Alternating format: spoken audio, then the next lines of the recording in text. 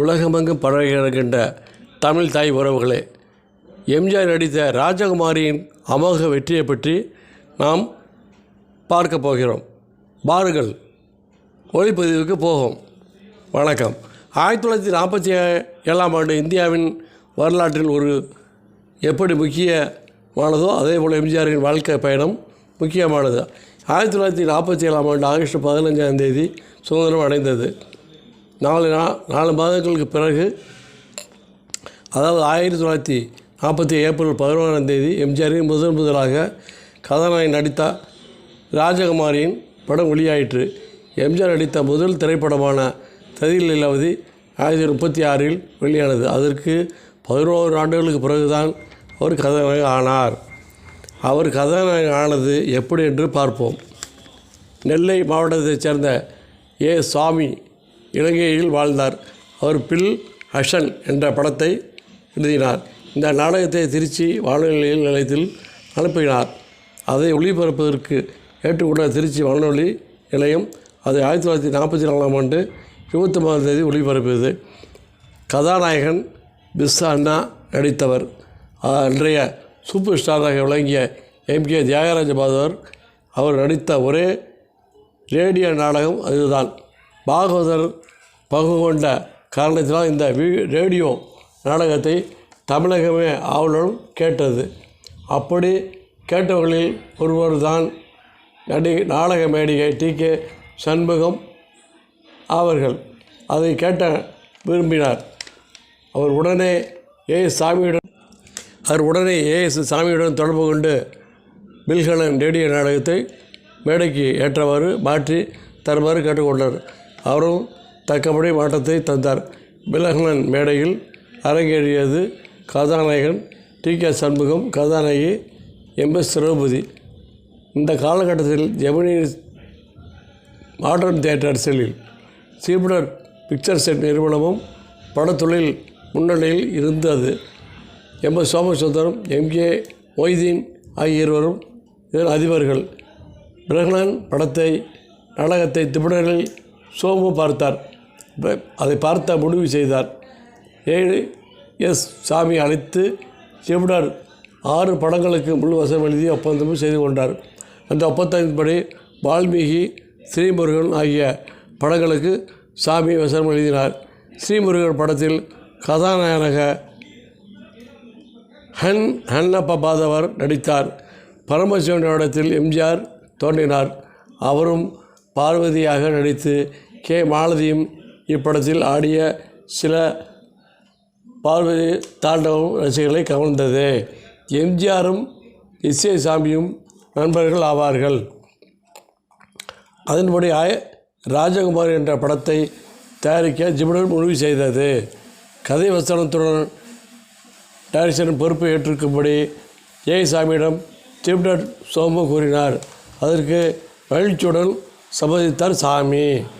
இந்த படத்தில் கதாநாயகவும் B. சின்னப்பாவும், கதாநாயகவும் D. R. ராஜகுமாரியும் ஒப்புதல் செய்ய ஜிப்டர் தியேட்டர் நிறுவனம் இணைந்தது. ஆனால் ஏ. சாமி ஸ்ரீ முருகன் படத்தில் சிவனாக நடித்த எம்.ஜி. ராமச்சந்திரனும், பார்வதி நடித்த கே. மாலதியும் திறமையானவர்கள். அவர்களையே கதாநாயக வைத்து ராஜகுமாரியை வைத்து செலவில் பிரமாண தயாரிக்கலாம் என்று கூறினார். ஜிப்டர் அதிபர்களுக்கு இது பெரிய ஆச்சரியம் அளித்தது. நீங்கள் டைரக்ட் செய்து போகும் முதல் படம் இது. சின்னப்பாவும் டி. ஆர். ராஜகுமாரியும் நடித்தால் வெற்றி நிச்சயம். நாங்களே பெரிய நடிகர்களை போடலாம் என்கின்ற போது நீங்கள் ராமச்சந்திரனையும் மாலதியும் போடலாம் என்று நினைக்கிறீர்களே என்று கூறினார். இல்லை, எனக்கு நம்பிக்கை இருக்கிறது.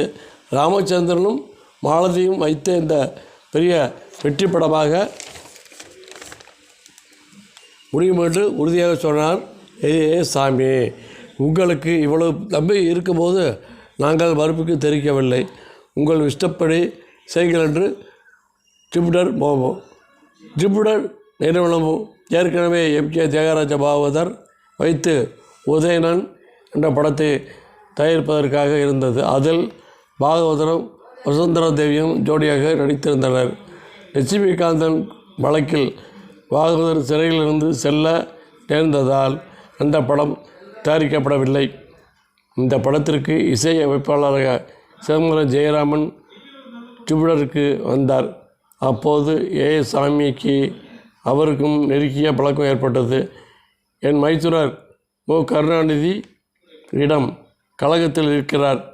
எம்ஜிஆரின் குடியரசு பத்திரிகையில் வேலை செய்து கொண்டிருக்கிறார்.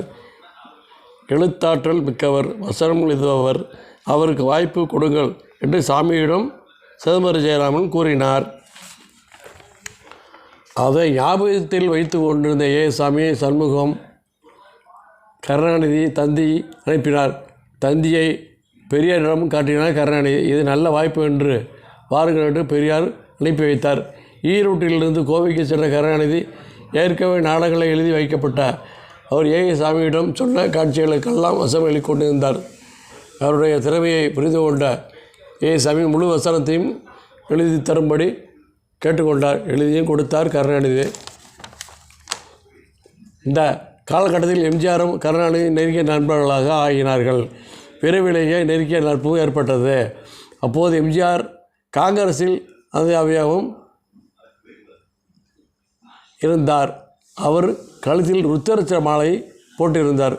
அவர் காந்தி எழுதிய புத்தகங்களை கருணாநிதிக்கு பரிசளிப்பார்.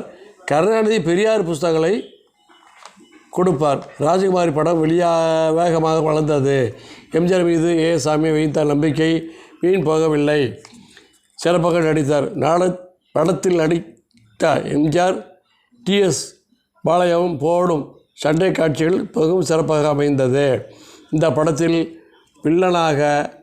வில்லியாக இலங்கை குயில் தவமணி தேவி நடித்திருந்தார். படப்பிடிப்புக்காக மேக்கப் போட்டு கொண்டு வந்து நின்ற தவமணியை தேவியை பார்த்து டைரக்டர் உட்பட அனைவரும் அசந்து போனார்கள். மர்லின் மாண்ட்ரோவை போல தோற்றமளிக்கும் விதத்தில் கவர்ச்சியின் சேகரமாக தோன்றினார்.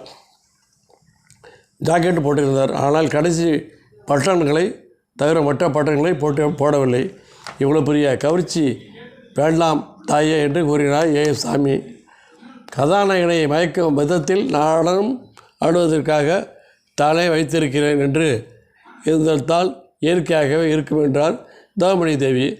கடைசியில் டைரக்டரும் தவமணி தேவியும் கலந்து பேசி ஒரு சமரசம் ஏற்பட்டு வந்தனர். அதன்படி ஜாக்கெட்டுக்கு மத்தியில் ஒரு காகித பூ சொருகப்பட்டது. இப்படத்தில் எம்ஜிஆருக்கு MS மாரியப்பா பின்னணி பாடினார். எம்ஜிஆருக்கு கொடுத்த முதல் பின்னணி பாடகர் இவர்தான். இப்படத்தில் ML நம்பியார் நகைச்சுவை இடத்தில் நடித்தார். 1947 ஏப்ரல் 16 ராஜகுமாரி படம் ரிலீஸ் ஆனது. படத்தில் எம்ஜிஆரின் பெயர் MG ராமச்சந்திரன் என்று பெயர் வாசிக்கப்பட்டது. வசனம் உதவி கருணாநிதி என்று எழுதப்பட்டது. படம் சூப்பர் ஹிட்டாக அமைந்தது. மக்கள் மத்தியில் எம்ஜிஆருக்கு புகழை சேர்த்தது.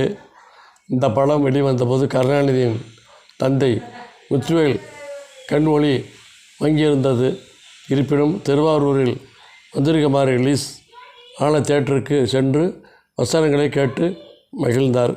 இந்த நிகழ்ச்சி நடந்து சில நாட்களின் பின் ஒரு காலமானார். வாழ்க எம்ஜிஆர் கலைஞரின் புகழ்.